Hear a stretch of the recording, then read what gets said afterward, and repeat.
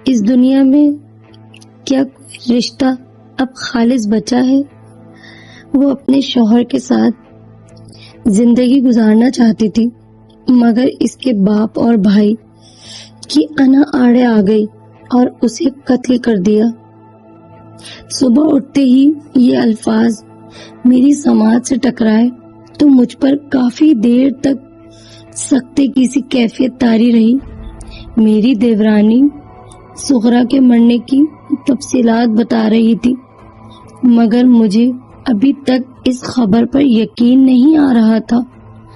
ابھی کل شام ہی کی تو بات ہے، صغرا مجھے ملی تھی۔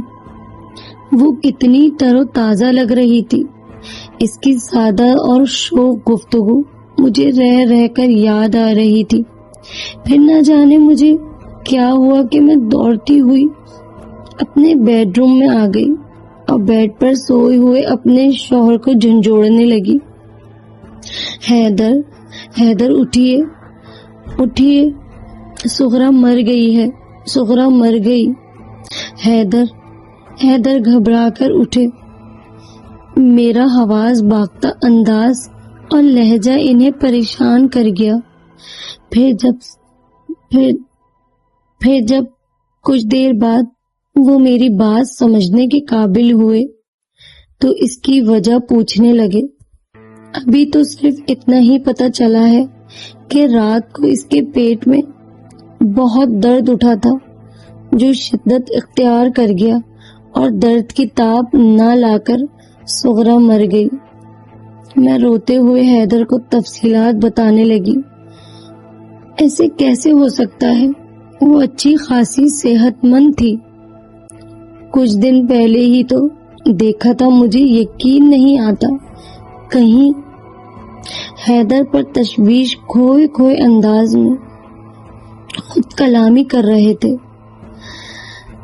اور مجھے بھی کچھ کچھ سمجھ میں آ رہا تھا کہ کس خیال میں انہوں نے اپنا جملہ ادھورا چھوڑ دیا ہے۔ ہاں، مجھے بھی ایسا ہی محسوس ہو رہا ہے نا حیدر؟ وہ ایسے نہیں مر سکتی، اسے کسی نے مارا ہے۔ آپ کیوں نہیں بتا رہے؟ مجھے بتائیں، کس نے مارا ہے اسے؟ میں ضد کر رہی تھی، زاروں قطار رو رہی تھی، اپنے اندیشوں کی تصدیق چاہتی تھی، اور حیدر گم سم نہ جانے کن کڑیوں کو جوڑ رہے تھے۔ شاید ایسا ہی ہے، صبر کرو۔ اچھا، میں دیکھتا ہوں کیا معاملہ ہے۔ انہوں نے اتنا کہا، لباس بدلا اور باہر چلے گئے۔ میں وہیں بیٹھی اپنی درینہ دوست صغرا کی یاد میں آنسو بہا رہی تھی اور اس کے ساتھ گزارے کچھ ماہ واقعات مجھے یاد آ رہے تھے۔ صغرا کے والدین حیدر خان کے مزاح تھے۔ صغرا شادی شدہ تھی، اس کی 3 سال کی ایک بیٹی تھی۔ صغرا دوسرے گاؤں میں رہتی تھی۔ وہ اکثر اپنے والدین سے ملنے آتی تھی۔ مجھے وہ سادہ دل، ہنسمکھ اور نیک عورت لگی۔ جلد اس سے میری دوستی ہو گئی۔ وہ جب بھی والدین سے ملنے آتی، میرے پاس بھی کافی وقت گزارتی۔ ہمارے درمیان امیر و غریب کی بات نہ تھی۔ وہ سادہ دل، سگھڑ اور سب کا خیال رکھنے والی عورت تھی۔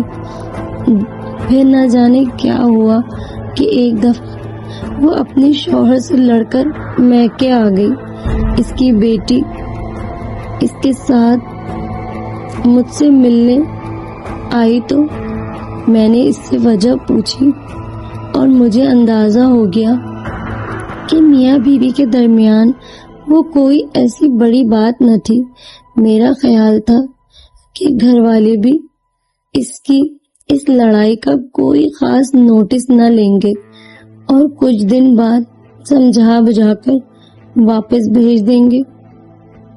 میں نے اپنے طور پر بھی اسے سمجھایا، پھر اکثر وہ میرے پاس آ جاتی، ہم بہت سی باتیں کرتے۔ وہ مجھے اپنے شوہر اور سسرال کے متعلق بتاتی رہتی۔ میکے میں اس کا ایک بھائی اور باپ ہی تھا۔ بھائی شادی شدہ تھا اور 3 بچوں کا باپ تھا۔ صغرا کی بھابھی نیک دل عورت تھی۔ جب میری اس سے ملاقات ہوئی اور صغرا کا جھگڑا زیر بحث آیا تو ہم دونوں کا یہی خیال تھا کہ صغرا اپنے شوہر سے صلح کر لینا چاہیے۔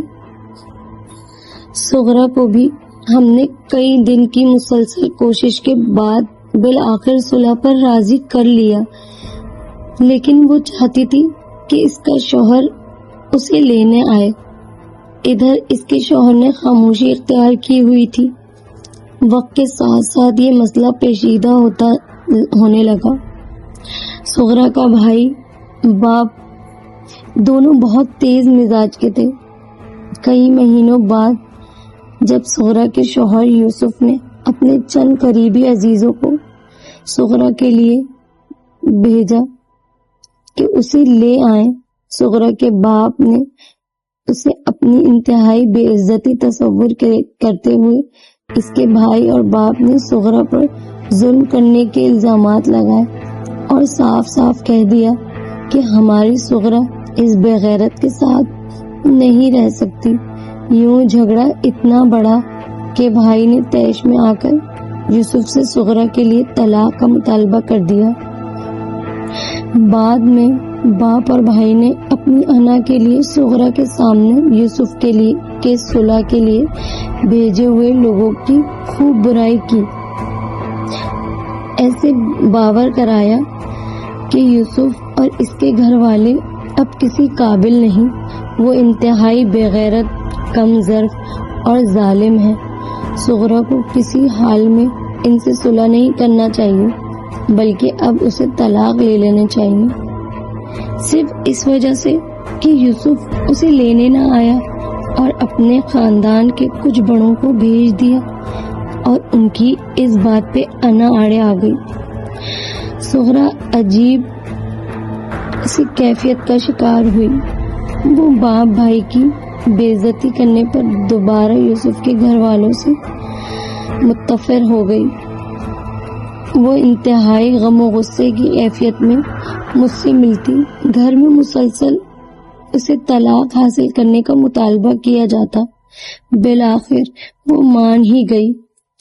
یوسف کو جب صغرا کے اس ارادے کا علم ہوا تو اسے بہت دکھ ہوا، کیونکہ صغرا ہمارے علاقے میں تھی اور یہاں کے فیصلے میرے شوہر حیدر خان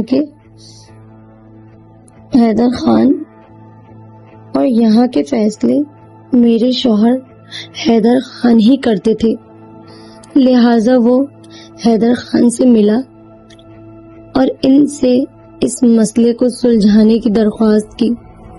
حیدر نے بتایا کہ یوسف اگرچہ مالی حیثیت میں صغرا کے میکے والوں سے کم ہے، لیکن فطرتاً سادہ دل، محنتی اور نیک آدمی ہے۔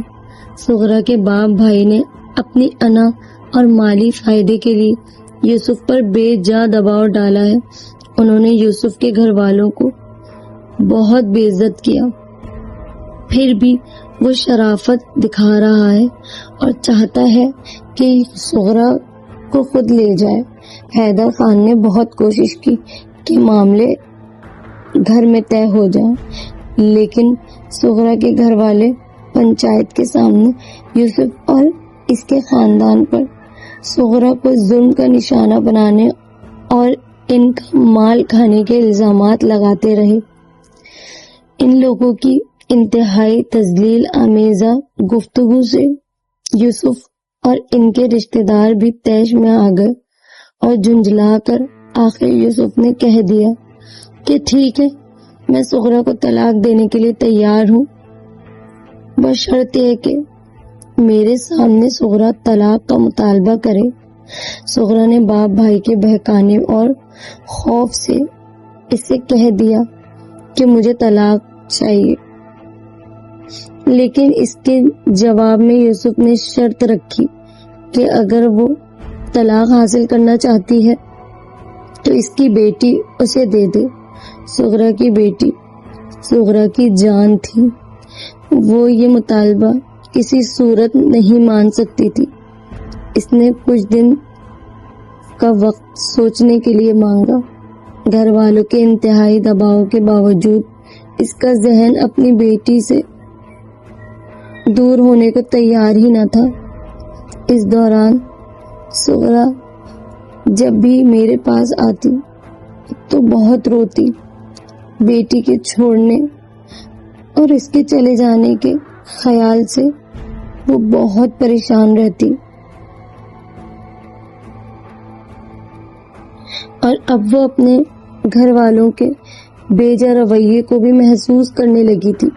وہ اپنے خاوند کے گھر جانا چاہتی تھی اور گھر والے مسلسل رکاوٹ بن رہے تھے. اس نے مجھ سے اور حیدر سے مدد کے لیے کہا اور ایک دن اپنا سامان اور بچی کو لے کر اپنے گھر چلی گئی. اس کو گھر بھیجنے کے پیچھے ساری مدد میرے اور میرے شوہر کی تھی. میرے شوہر حیدر خان طبعاً نرم مزاج کے مالک تھے. چودھری ہونے کی وجہ سے ان کا روب بہت تھا، لہٰذا ان کے آگے سغرا کے باپ بھائی کچھ نہ کر سکے. اور یوں مجھے بھی سغرا کی اس بہادری سے بر وقت صحیح فیصلہ کرنے پر بہت خوشی ہوئی. سغرا شوہر کے پاس پہنچ کر بہت خوش تھی. یوسف بھی اب کوئی پچھلی بات نہیں دہرانا چاہتا تھا. سغرا کی پرمسرت زندگی کے بارے میں اطلاع ملتی رہتی تھی. ایک دفعہ میں حیدر کے ساتھ اس کے گاؤں اس سے ملنے بھی گئی. واقعی وہ دونوں بہت اچھی زندگی گزار رہے تھے. سغرا سے میری بہت اچھی دوستی ہو گئی تھی. اس نے مجھ سے بہت سی باتیں کی. ویسے تو وہ بہت مطمئن تھی، لیکن اپنے باپ اور بھائی کے اس طرح بالکل نہ ملنے پر وہ بہت دکھی تھی. وہ اس کے فیصلے پر بالکل بھی خوش نہ تھے اور اس سے بالکل قطع تعلق کر چکے تھے. میں نے اسے سمجھایا کہ ٹھیک ہے، وہ تمہارے خونی رشتہ دار ہیں، لیکن اب تمہارا پہلا فرض اور خوشی تمہارا یہ گھر ہے. مجھے محسوس ہوتا تھا کہ جیسے سغرا کی ازدواجی زندگی میں بحران لانے میں اس کے میکے والوں ہی کا ہاتھ تھا. اب چونکہ وہ ان سے دور ہیں، لہذا اب وہ مطمئن اور خوش ہیں. کیا واقعی اپنے خونی رشتے بھی اس قدر دشمن ہوتے ہیں؟ حیدر خان کو خفیہ ذرائع سے سغرا کے باپ بھائی کی یوسف اور سغرا کے لیے دشمنی کے بارے میں اطلاعات ملتی رہتی تھی. ایک دو بار انہوں نے مجھے بتایا سغرا کا بھائی نصیر اور کزن شیرا یوسف اور سغرا کے خلاف باتیں کرتے ہیں اور یہ بھی کہتے ہیں کہ چودھری خان نے ہماری غیرت کو یوسف کے حوالے کر کے اچھا نہیں کیا. ہم چودھری حیدر سے تو بدلہ نہ لے سکے، لیکن یوسف سے ضرور لیں گے.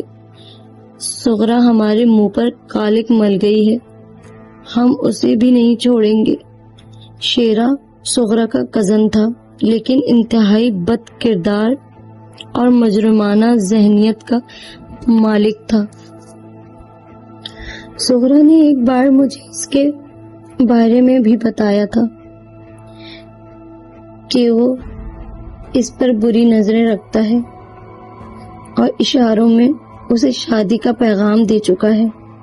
شیرے کی مسلسل بےہودہ حرکات کی وجہ سے تنگ آ کر ایک دن سغرا نے اسے تھپڑ مار دیا تھا، تو شیرے نے تیش میں آ کر اسے انتہائی خراب نتائج کی دھمکیاں دے دی تھی۔